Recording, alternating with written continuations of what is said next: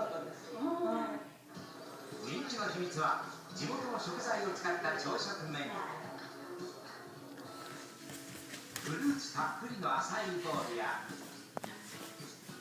自家製のベーコンやパンなどこだわりの品々が並ぶモーニングセットが大人気。